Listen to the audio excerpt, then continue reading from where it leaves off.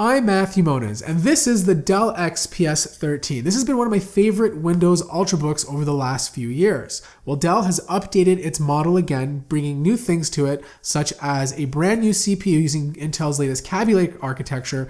They've updated the Wi-Fi card for better connection, and they've also managed to increase the battery life on an Ultrabook that already had great battery life.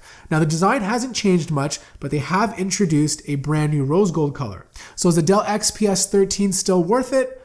Let's find out. The XPS 13 has had the same design for the last 3 years, but every time I open up the laptop and stare at that Infinity Edge display, I realize it's still one of the best looking Ultrabooks on the market. In terms of design, nothing much has changed. It's still aluminum on the top and bottom with a soft carbon fiber deck that feels nice to the touch. The only new design change is the option to get it in this rose gold color. It still has lots of ports to choose from with a power connector on the left, one USB Type-C Thunderbolt 3 port capable of speeds of up to 40 gigabits per second. This port can also be used to hook up a monitor or charge the laptop. There's a USB 3.0 port with PowerShare, one audio jack, and a button with LED lights to indicate battery life. On the right, there's an SD card slot and another USB 3.0 port, but without PowerShare. This is an Ultrabook, so most of the stuff inside is hard to get to or not upgradable. The RAM is soldered onto the motherboard, but you can swap out the drive if you want something a little bit bigger. It's an M2 Toshiba NVMe SSD, an average read speeds of 1500 megabytes a second, which is really fast, but ended with really poor write speeds of 500 megabytes a second.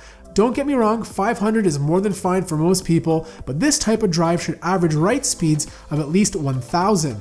In comparison, the new MacBook Pro 13 with the same drive size had write speeds of 1200 megabytes a second. The updated model now has a new Wi-Fi card because last year's model had issues keeping connected to Wi-Fi, so Dell swapped it out with a killer 1535 card, and the results are significantly better. The Dell XPS 13 comes with a Full HD or QHD Plus display with or without touch. It includes Intel's new dual-core Kaby Lake processors, and my unit has an i7 7500U, 256GB PCIe SSD, and 8GB of RAM, but if you want to, you can configure it up to 16. My review retails for $1,600 US or $2,150 Canadian. Speaking of the display, it's still absolutely gorgeous, especially if you get the QHD Plus model. The bezels are so thin that you can't help but just stare at it. Color reproduction is great, sRGB sits at 99%, so images and videos on the web will look perfect, and Adobe RGB sits at 77%, which is really good for professionals. The colors are vibrant, watching media looks awesome, but I did find the screen to be a little too glossy, especially compared to other laptops like the MacBook Pro. Below the display sits the still awkwardly placed webcam, but with bezels this thin, there's really nowhere else for it to go. The keyboard is the same size too as previous models with a key travel distance of 1.2mm. I used to not like the short travel distance on this keyboard, but with more Ultrabooks going even shorter, this one is one of the better ones. The touchpad is still one of the best you can get on a Windows laptop, probably my second favorite after the XPS 15. It's smooth and precise, gestures work well, and scrolling is accurate. The speakers sit on the left and right side of the laptop, but due to its placement, the sound seeps out the sides, and it sort of gives it a surround sound effect. They do get quite loud, not MacBook Pro loud, but louder than the NV13.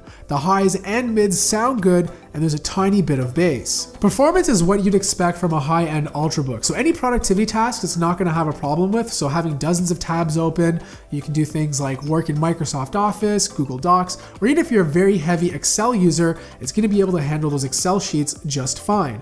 You can also do things like very light Photoshop work, but don't expect to do things like edit 4K video or use AutoCAD. Obviously, this is not a gaming laptop, but the new Intel HD 620 is a nice upgrade from last year. You can play games, but the graphics need to be pretty low for it to run decent. For example, Overwatch, which is not a super demanding game, ran at 50 frames per second with the settings set to low and the resolution set to 1366 by 768. The Dell XPS 13 did a good job at managing heat. I was only averaging temperatures of around 100 degrees on the top of the deck, but you have to remember when I do my heat tests, I'm running a bunch of tests that push this laptop beyond the limits of what most average users would do on a daily basis. So for most people, it'll probably sit around 85 degrees to 90 degrees Fahrenheit, which is really good.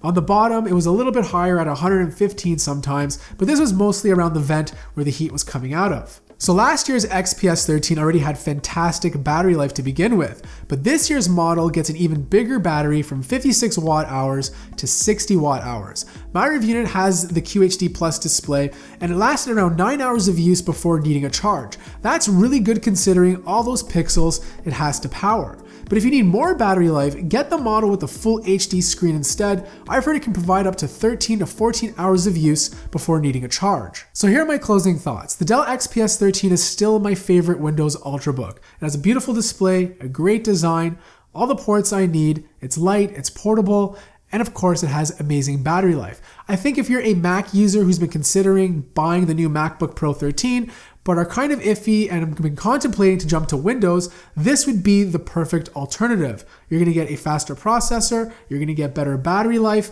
and of course, you're gonna save yourself some money. Now, just note that this rose gold color costs a few $100s extra, so if you wanna save a few bucks, don't get the rose gold color and get the silver or titanium model instead. So that wraps up my review of the Dell XPS 13 with the new Kaby Lake processors. If you guys enjoyed this review, feel free to hit that like button. If you're new to the channel, subscribe. And as always, I will see you in the next video.